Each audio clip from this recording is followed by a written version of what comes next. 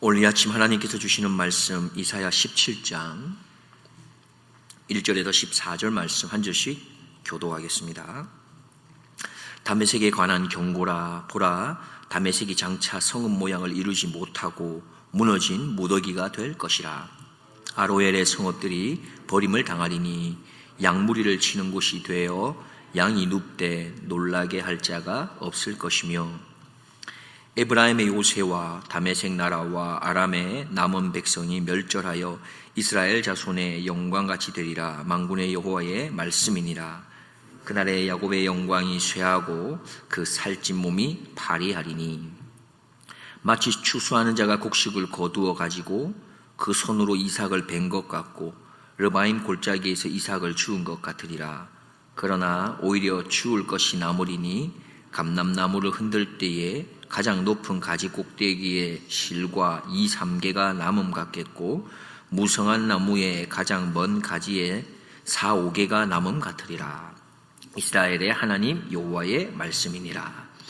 그날에 사람이 자기를 지으신 자를 쳐다보겠으며 그 눈이 이스라엘의 거룩하신 자를 바라보겠고, 자기 손으로 만든 단을 쳐다보지 아니하며 자기 손가락으로 지은 아세라나 태양상을 바라보지 아니할 것이며, 그날에 그 견고한 성읍들이 옛적의 이스라엘 자손 앞에서 버림받은 수풀 속의 처소와 작은 산꼭대기의 처소 같아서 황폐하리니, 이는 네가 자기의 구원의 하나님을 잊어버리며 자기의 능력의 반석을 마음에 두지 않은 까닭이라. 그러므로 네가 기뻐하는 식물을 심으며 이방의 가지도 이종하고, 네가 심는 날에 울타리로 두르고 아침에 너의 씨로 잘 발육하도록 하였으나, 근심과 심한 슬픔의 날에 농작물이 없어지리라. 슬프다 많은 민족이 소동하였으되 바다 파도에 뛰노는 소리같이 그들이 소동하였고, 열방이 충돌하였으되 큰 물에 몰려온 같이 그들도 충돌하였도다. 열방이 충돌하기를 많은 물에 몰려온과 같이 하나 주께서 그들을 꾸짖으시리니, 그들이 멀리 도망함이 산의 겨가 바람 앞에 흩어짐 같겠고 폭풍 앞에 떠도는 티끌 같을 것이라. 보라, 저녁에 두려움을 당하고 아침 전에 그들이 없어졌나니, 이는 우리를 노략한 자의 분깃이요 우리를 강탈한 자의 보응이니라. 아멘. 우리는 가끔 삶의 여정을 돌아볼 때에 참 가장 신뢰했던 어떤 그곳으로부터 하루아침에 무너져 내리는 것을 경험할 때가 있었을 수도 있는 것이죠. 피땀 흘려서 일구었던 사업이 하루아침에 무너진다든지, 그렇게 아침에 일찍 일어나고 먹는 것도 잘 조절하면서 건강에 대해서는 내가 자부할 수 있을 거라고 얘기했었는데 어느 한순간에 건강이 무너진다든지, 혹은 이 사람만큼은 내가 무엇을 이야기해도 다 이해해주고 받아줄 거라고 생각했던, 그렇게 신뢰하고 믿었던 그 사람에게 배신을 당한다든지, 이런 낭패를 하루아침에 당할 수가 있는 것입니다. 그러면 우리는 이렇게 말할지도 모릅니다. 하나님, 내가 평생에 바쳐서 쌓아 올린 모든 게 무너지는 것 같습니다. 내가 뭐 그렇게 잘못한 게 있습니까? 열심히 살았고 좋은 관계를 맺어가려고 했고, 그런데 어떻게 이렇게 하루아침에 이렇게 무너지게 만드십니까? 라고 말할 수 있을 것 같습니다.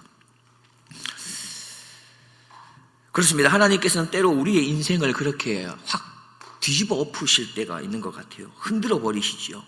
그렇게 어떻게 보면 우리가 생각했던 잘 쌓아왔다고 생각하는 그 영광을 무너뜨릴 때가 있는 것입니다. 그때 우리는 그런데 반드시 기억해야 할 것이 있습니다.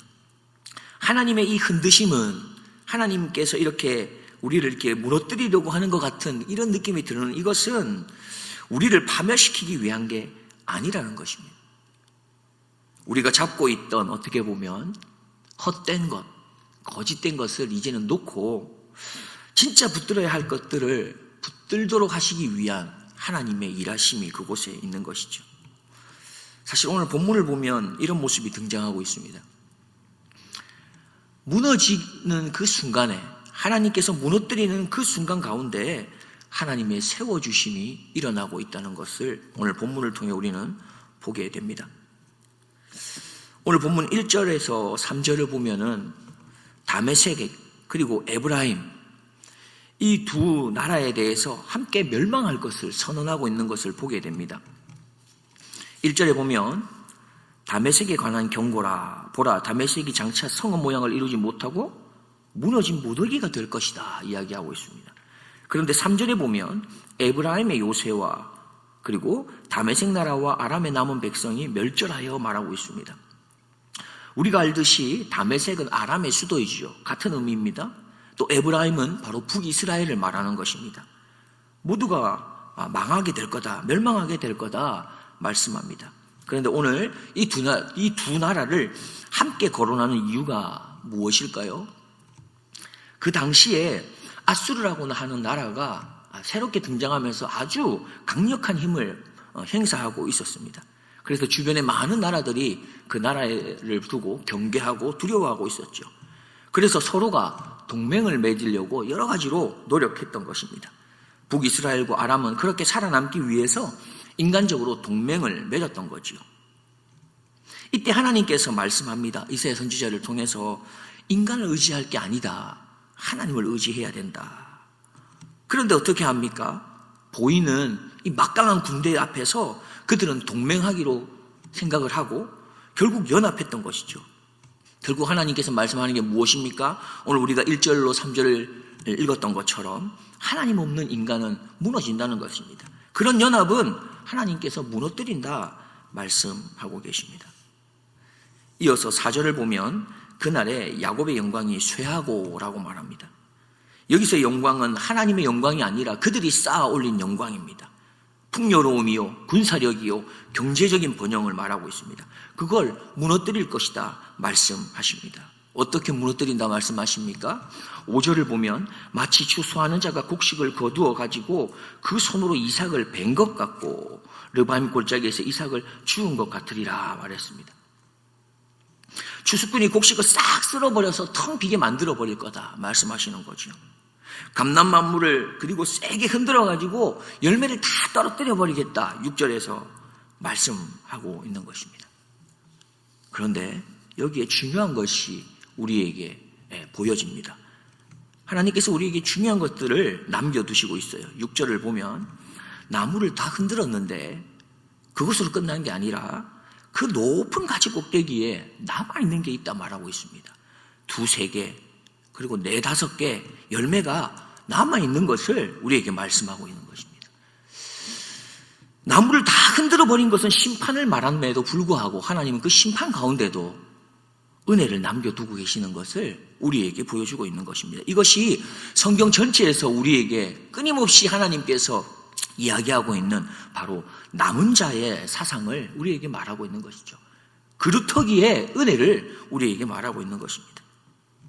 하나님은 우리의 인생의 자랑거리라고 말하는 것들을 다 무너뜨리시지만 언약의 백성을 결코 완전한 멸망으로 치닫게는 결단코 하지 않으신다는 것이죠.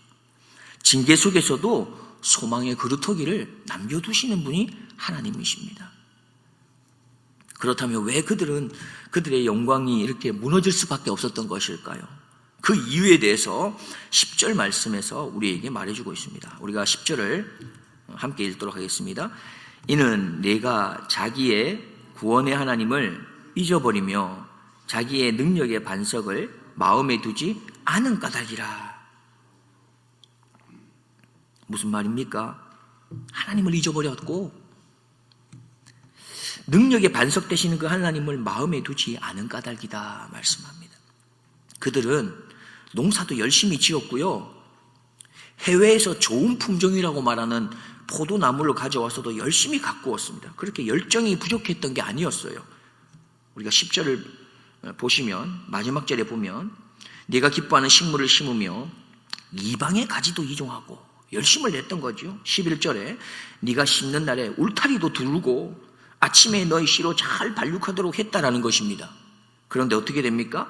근심과 심한 슬픔의 날에 농작물은 있지 않다 말씀하고 있습니다. 없어졌다 말씀하고 계신 것이죠.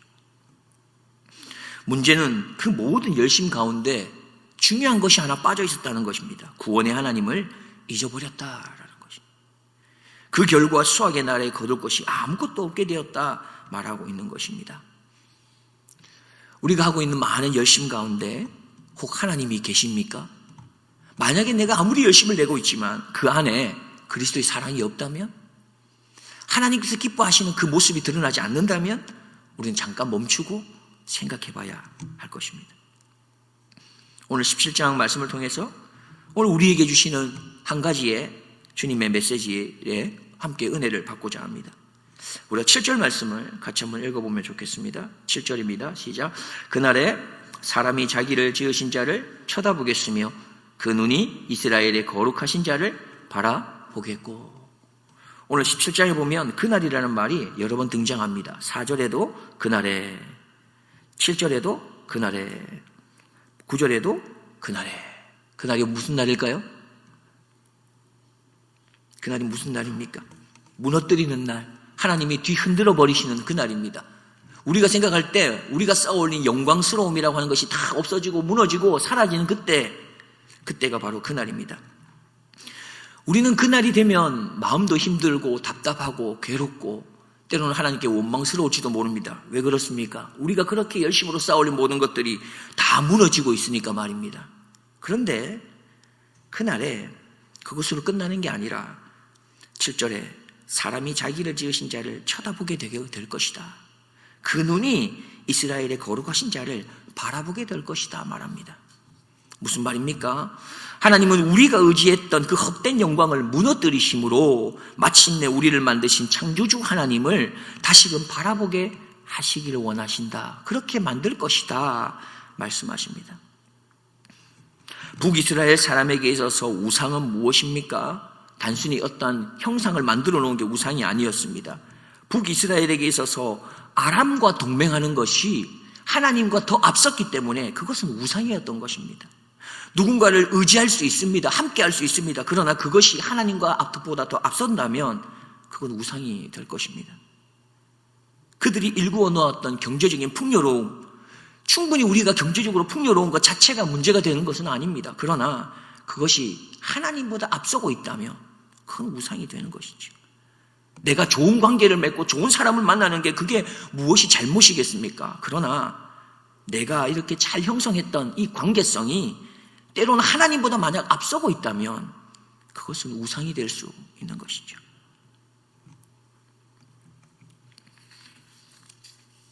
하나님께서 때로 우리의 삶에 든든하다고 생각하는 이 요새를 흔드시고 풍성했던 감람나무를 잔인하리만큼 털어버리시는 이유가 무엇입니까?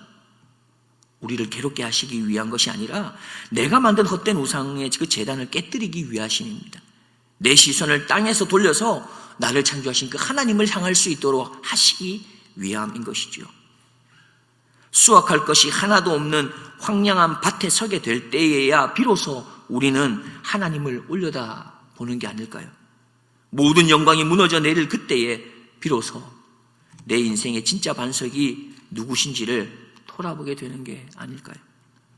그러므로 성도에게 있어서 때로는 영광스러움이 무너지는 그 가운데라도 그것이 비극이 아니라 진짜 신앙이 시작되는 은혜의 순간일 수 있다는 것입니다. 말씀을 정리하겠습니다.